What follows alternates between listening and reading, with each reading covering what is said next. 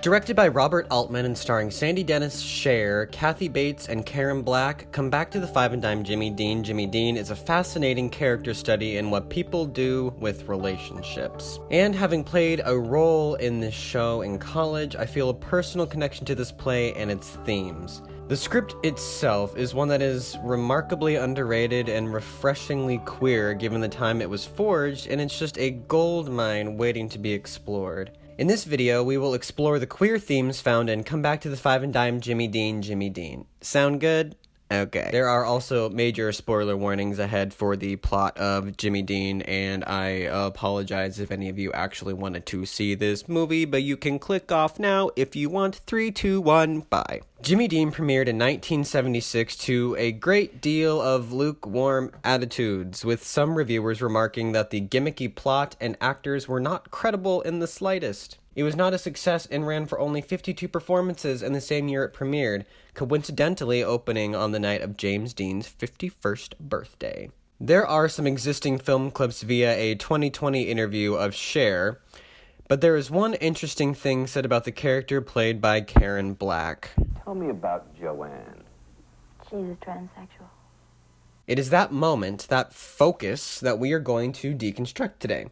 In the context of the play, Karen Black's character Joanne arrives at the end of Act 1, ominously disclosing secrets she knows about the store as well as the characters. None of the women on stage have any idea how she is aware of these facts, but she must be a member of the James Dean fan club they formed 20 years prior if she is there. Juxtaposed with flashbacks to 1955, the script eventually reveals that Joanne is a post-op transgender woman who was their friend Joe in 1955, who left town and hasn't been seen since. Many of the women, specifically Mona and Sissy, can't understand why Joe would change his appearance so drastically in order to fool them. Joe used to dress up as a woman and fool the residents of the town into thinking he was a USO girl, along with Mona and Sissy, but in their words, it was all just a joke. A joke that eventually went too far and resulted in Joe getting raped for tricking a guy in their high school into getting him into the back of his car and feeling him up. Punching me in the face while a couple of other ones held me down, screaming something about no fans. Oh, I'm Joe! a jackass out of here. You did it. And then he laid me face down on gravestones. And although his friends know this to be an awful thing and suggest he go see a doctor, Joe refuses, believing this rape to be not only embarrassing, but an act that many already saw coming and was justified. How many of them were there? Lester T. and 3 of the mothers who always hang around together. The whole town was there. I saw them lined up against the graveyard fence, yelling, cheering. Lester T. was just doing the job this whole town's been wanting to do to me for years. Joe, that's not true. It is true.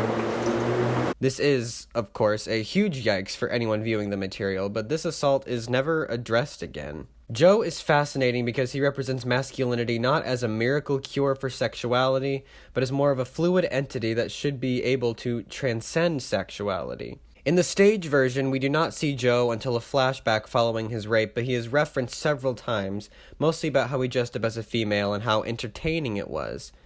But to the girls, he was always undeniably male, which in 1955 was definitely true. Joe had no choice but to be male and dress in masculine clothing, seen here shirtless and in overalls. However, Mona says that Joe makes a very pretty girl. He's the only male figure actually seen in the show, but not the only one discussed. Joe is the only male influence in the show to not be shown as a menace or an obstacle for the women, because he understands them in a way that the other men don't. Joe is never painted as masculine, but he is certainly portrayed as a more feminine male, which, depending on the director's interpretation, can certainly be read as gay. Altman's version, as well as my college's, both choose to go this route because it easily makes the most sense given Joe's eventual transition into Joanne. Joe, having idolized James Dean for so long, models his looks after the actor because Dean is so very, very, very attractive. I found a cigarette butt lying in the road. It's a Chesterfield, same brand he smokes. And 80 million other people, too.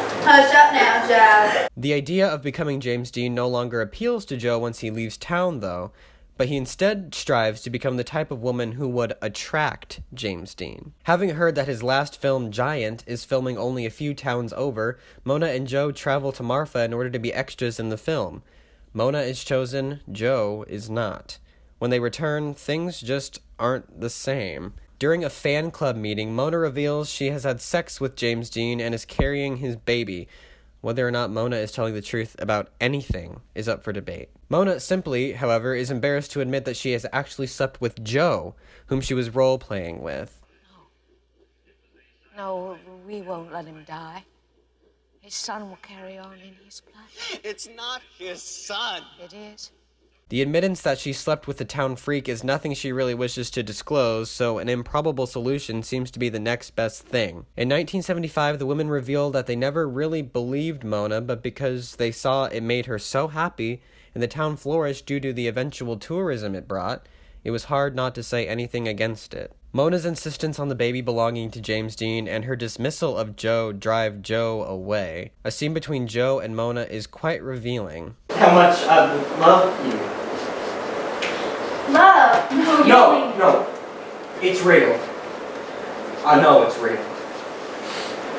Love me back, Mona, I please. can't do that, Joe. Not now.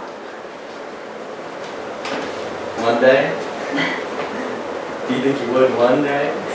One day. Maybe. But We could get married. Eventually. That would show them I'm not the freak they think I am, wouldn't it? Mom, that night Martha was the happiest night of my life. I actually felt like James Dean there on the porch. Joe, stop it. Joe is so desperately clinging to Mona and, what I assumed, losing his virginity to her because this is what he perceives as something normal. Under the assumption Joe is gay, or at least questioning, this sexual experience with a female is confusing yet affirming at the same time. He wants to be with the one who set him straight, but she doesn't want anything to do with him. And Mona views her son, named Jimmy Dean, as a creature who doesn't know right from wrong and continually questions his intelligence, all because she fears everyone will recognize him as Joe's son instead. Mona has gaslit herself into thinking the town laughs at him when, as Sissy points out, they actually laugh at her because of her treatment of her son. This is particularly unsettling because before Marfa, Mona would do anything for Joe because they were best friends. She even viciously defends him against Juanita's Bible thumping at one point. That boy in her is none. In the eyes of God, he does not belong. If God can't accept him, then I can't accept God. Listen here, young lady, I will not permit you to speak of our Lord. He's not my God. I don't want him. I hate him. Upon Joe's return, obviously, no one recognizes her. Joanne has totally changed her image, and while there are some, crude remarks, Holy shit, I seen things like you on the TV before, but I never saw one at real close. most of the women are fascinated by her new appearance. Juanita definitely falls back into her old ways and outright calls Joanne disgusting. You kept calling me Joanne. That's disgusting. Mona avoids confronting Joanne and the unfamiliar, while Sissy tries to understand and stops trying to reaffirm Joe's past identity after Joanne says that she isn't wearing a wig. If Mona wasn't scarred before, she definitely is now because she feels as though Joanne has lied to her. Through affirming her own gender identity, Joanne has supposedly fooled everyone in her past life. As Joanne says, she has returned to the store because she wanted to remember everything that shaped them all into who they are today. Because this isn't a comfortable subject for everyone involved, another character, Stella May, responds with saying that she only wishes to remember the good times. The good times for Joanne began after she was able to become who she was always meant to be. She's the only character to be better off now than she was before the 1975 reunion. The other women have remained static until the arrival of Joanne, whose foreignness even stems to her sports car. Everything she now resembles is unfamiliar to the residents of their town. Perhaps the most touching moment of the play is the quiet acceptance of the character Juanita, who, on her way out of the store, refers to Joanne as Miss. I hope you found what you came in looking for.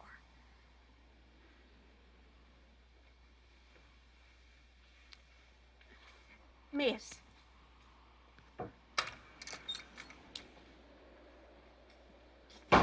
She doesn't share a hug or a handshake, but she has come to accept Joanne as who she is now, after an act's worth of insults and caginess. Early on in the film, a flashback shows Mona, Sissy, and Joe dancing to Sincerely by the McGuire Sisters, before all the hoopla occurred between them.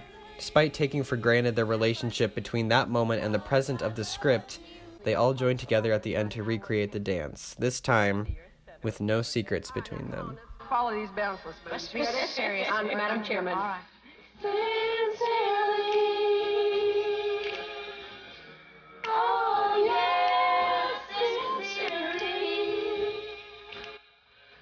The significance of Joe and Joanne's inclusion in a story like this, in 1976, no less, is unparalleled.